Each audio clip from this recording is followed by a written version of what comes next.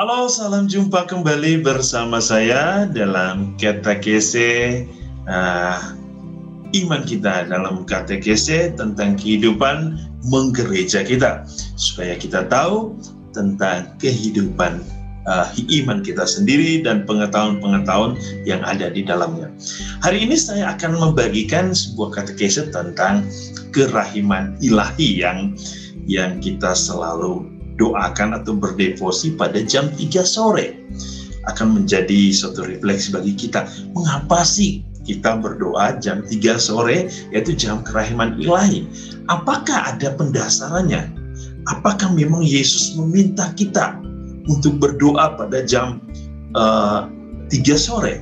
Mari kita belajar bersama-sama supaya kita bisa memahami.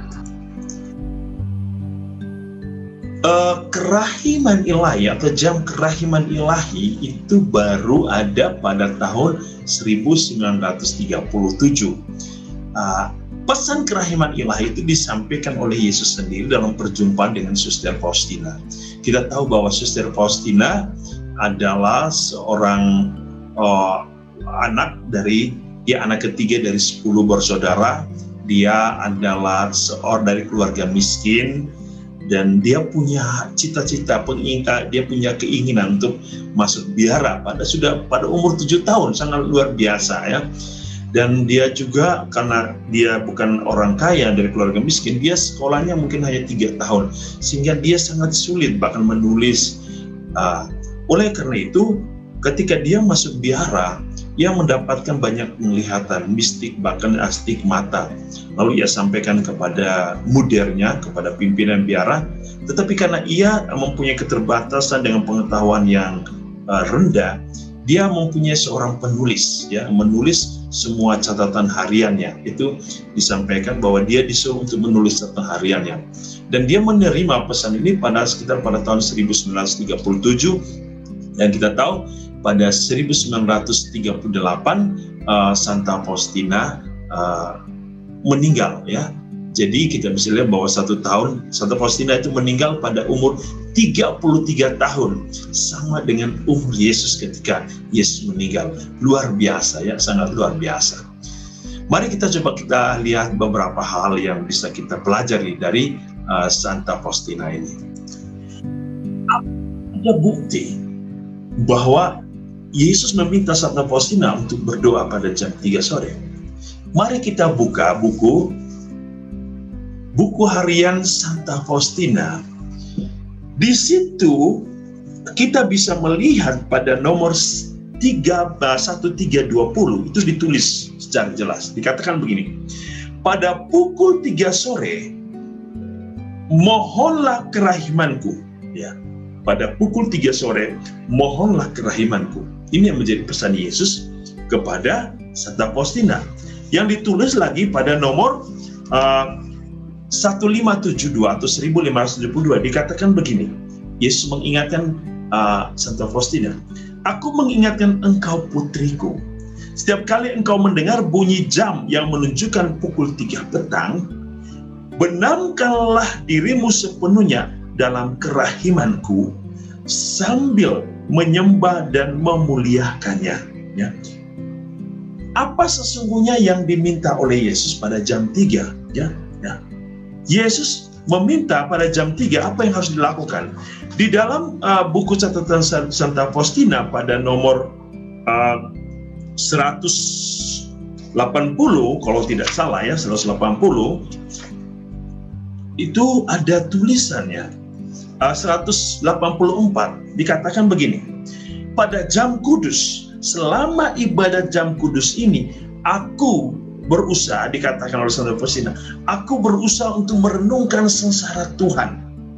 Dan pada saat itu dia mengatakan, hatiku dipenuhi dengan sukacita, dan tiba-tiba aku melihat kanak-kanak Yesus, tetapi keagungannya meresapi diriku sedemikian rupa, sehingga aku berkata, Yesus, engkau sedemikian kecil, tetapi aku tahu bahwa engkau adalah pencipta dan Tuhanku. Ya.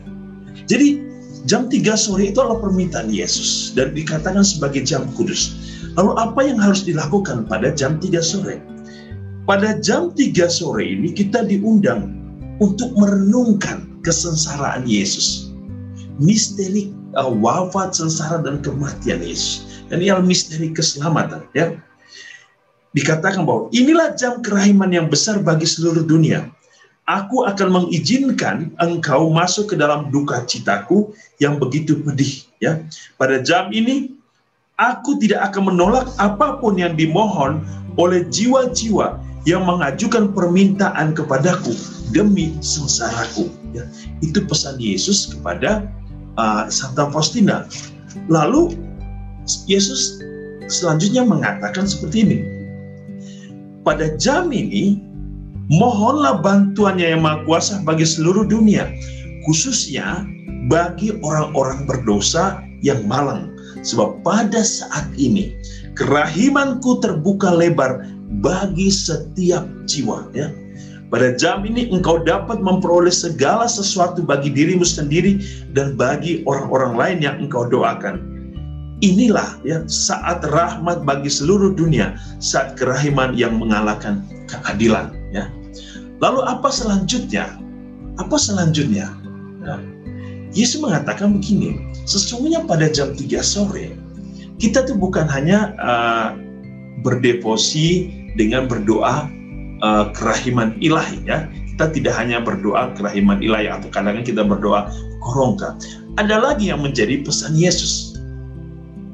Apa sih pesan Yesus itu? Mari kita lihat. Yang memesan kepada Santa Faustina dikatakan begini dalam nomor yang sama, yaitu 1572. Putriku, berusahalah sebaik-baiknya untuk melaksanakan jalan salib pada jam ini. Asal saja tidak terhalang oleh tugas-tugasmu. Kalau tidak mungkin melaksanakan jalan salib, sekurang-kurangnya masuklah ke kapel barang sejenak dan sembahlah hatiku yang penuh kerahiman dalam sakramen Maha Kudus. Dan kalau untuk masuk ke kapel pun tidak mungkin, dimanapun kebetulan engkau berada, benamkanlah dirimu dalam doa, biarpun hanya sebentar. Ya. Aku menuntut penghormatan terhadap kerahimanku dari setiap makhluk, terutama dari engkau, karena kepadamu lah aku telah memberikan pemahaman yang paling mendalam tentang misteri ini. Jadi pada jam 3, kita bukan hanya berdoa kerahiman ilahi, korongka, tetapi kita juga bisa merenungkan misteri kesengsaraan Tuhan di dalam jalan salib. Ya. Jadi sangat luar biasa apa yang diminta oleh Yesus kepada Santa Faustina. Lalu sekarang coba kita melihat pada gambar Yesus itu, pada gambar Yesus kalau kita perhatikan baik-baik, itu ada warna merah dan warna putih kepujatan, kadang-kadang putih agak biru ya. Nanti kita lihat apa sih artinya itu, supaya kita juga bisa tahu. Kita bisa lihat dalam gambar ini ada dua warna ya, warna merah dan putih kepujatan. Apa sesungguhnya arti ini? Santa Faustina oleh Yesus sendiri menyatakan bahwa kedua sinar itu melambangkan darah dan air. Ya. Kedua warna sinar ini merujuk pada darah dan air sebagaimana yang ada tertulis dalam Injil ya, Injil Yohanes bab 19 ayat 34. Apa sih yang tertulis pada Injil Yohanes bab 19 ayat 34? Nah, bisa kita baca bersama.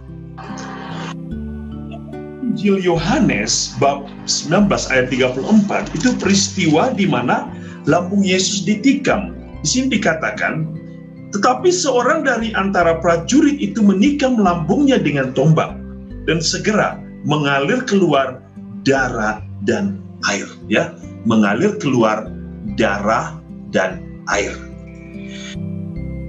Kita sudah bisa mengerti bahwa simbol itu adalah simbol darah dan air yang keluar dari lambung Yesus. Dan kita tahu juga bahwa di setiap gambar kerahiman ilahi di bawahnya ada tulis ya, Yesus engkau andalanku, Jesus Trasinio. Jadi di sini kita semua itu dipanggil ya, dipanggil untuk datang kepada Yesus, untuk mengandalkan Yesus sebagai sumber ya, sumber keselamatan kita, sumber cinta ilahi Allah di dalam kehidupan manusia.